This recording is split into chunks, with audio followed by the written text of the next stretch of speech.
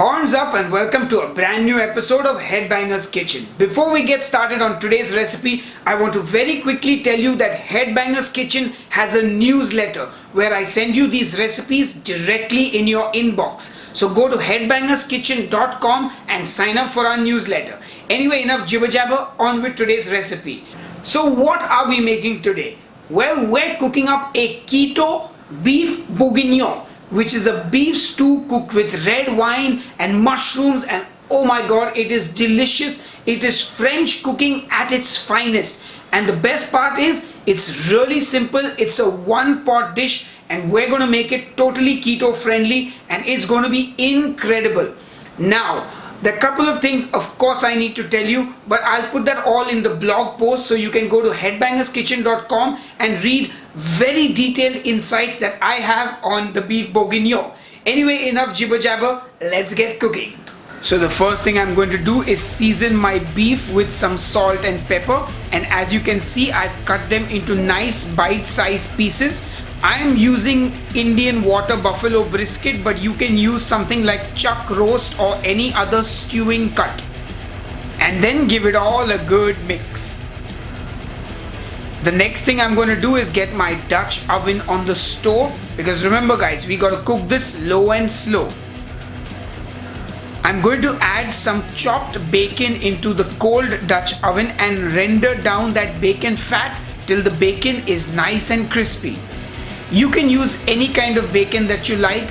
I'm just using these really cool smoked bacon cubes that I found in my supermarket, and they don't even have any additional sugar, so yay! Anyway, you want to keep cooking the bacon till all the fat is rendered out. You want to cook it till the bacon is nice and crispy. Now this takes a bit of time and it's a labor of love. You got to cook that bacon slowly, and you got to keep stirring it around and make sure that it releases all that fat, because we want all that fat on keto. That's good fat. Anyway, once you're done cooking the bacon and it's nice and crispy, use a slotted spoon or a strainer and remove the bacon, but leave all the fat in the Dutch oven. Now in that same fat, we are going to sear off the beef pieces. So don't crowd the pan, which means don't put all of it in at one time. Do it in batches, one batch or two batches or three or even four. Take your time with this. You want to brown each piece of beef nicely. Be patient, cook it on a high heat. We're not looking to cook the beef all the way through. We just want to get some caramelization on the meat for now. Anyway, cook it in one batch, two, it doesn't matter, 3, 4, 5, 6. Take the beef out after it's seared on both sides, and then on to the next step. The next thing I'm going to do is I'm going to add in some onions. I'm also going to throw in a nice knob of butter just for a little extra richness, and fry it in that same fat, the residual fat from the beef and from the bacon. And just give that all a good mix. Use your wooden spoon or plastic spoon or spatula to scrape off the bottom, the brown bits. Just mix those onions really well. Oh yeah. And you want to cook it till the onions start to soften. Then I'm going to add in a whole bunch of mushrooms, and I'm going to give the mushrooms a quick seasoning with some salt and some cayenne pepper, just for a little bit of heat. And then of course give it all a good mix. Now your mushrooms will release some water, and that will sort of help deglaze the pan. As you may have noticed, I'm using quite a bit of mushrooms, because in a traditional beef bourguignon there is carrots and potato, and we can't eat any of that on keto. So I'm just sticking to mushrooms. You can however add any vegetables you like into this stew, no problemo. I'm also going to add in some garlic cloves now, and then give it all a good mix. Once the mushrooms have been cooking for a bit and you can see the water being released and deglazing the pan and that water starting to dry up, we're going to add in some red wine. The next thing I'm going to add in is a bouquet garni, which is basically thyme, rosemary, parsley and bay leaves, all tied up with some butcher string. Now I'm also going to add in a beef stock pot at this point. you can just use regular beef stock, no problem. And I'm going to give it all a good mix. Now it's time to add the beef back into the pot along with all the resting juices. Remember, never waste the resting juices. I'm also going to throw in the bacon at this point. You can also reserve the bacon and just add it at the end if you want the crunchy bacon in every bite. Now I'm going to add water and just add enough to cover the beef. Now I'm also going to throw in a sprinkling of xanthan gum. This, my friends, I believe will help thicken the sauce. I have never used it before in this way, so I'm going to try it now and let's hope for the best. And then I'm going to bring it up to the boil. Once it's all bubbling away, I'm going to turn down the heat and cover it with the lid. And now we're going to cook it for an hour and a half on the lowest heat on the stove.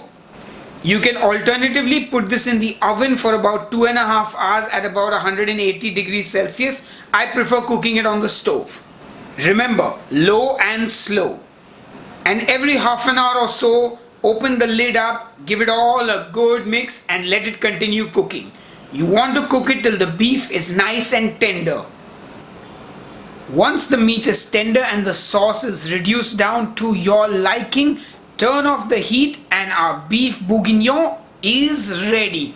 Oh yeah, and that looks delicious already. Then we're going to take out the bouquet garni, which is the tied up herbs, and we're going to finish it off with some chives. You can also finish it off with parsley if you like, but well, I just wanted to use chives.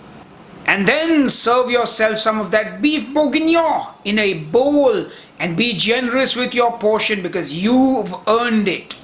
And I'm going to eat it with some sour cream on top, and I'm going to garnish that with a few more chives. Oh yeah! Beef bourguignon done the keto way, ready.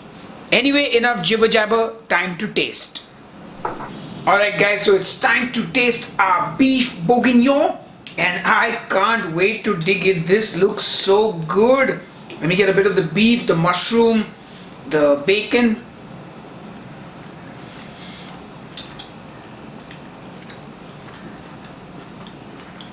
Oh wow.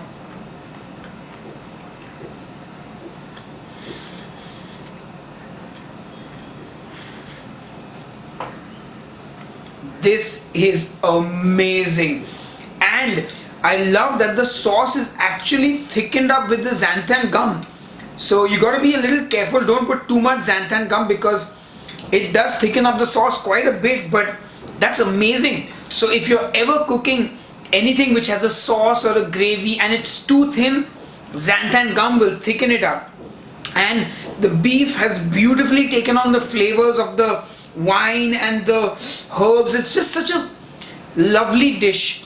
You know, a lot of recipes they will marinate the beef overnight, but I think you can do without it. It's perfect in my opinion. Anyway, enough jibber jabber from me. I will see you on the next episode of Headbanger's Kitchen, and I will write up some thoughts I have on this in the blog post. So go to headbangerskitchen.com and read and check it out. That's also where you'll find the written recipes and the macros. Anyway, I will see you on the next episode. Cheers and keep cooking. So I completely forgot the sour cream for my own tasting. So let me dig in once again with the sour cream while you watch another Headbanger's Kitchen episode. Oh, it is a match made in heaven. Amazing. Please try this recipe at home. Mwah.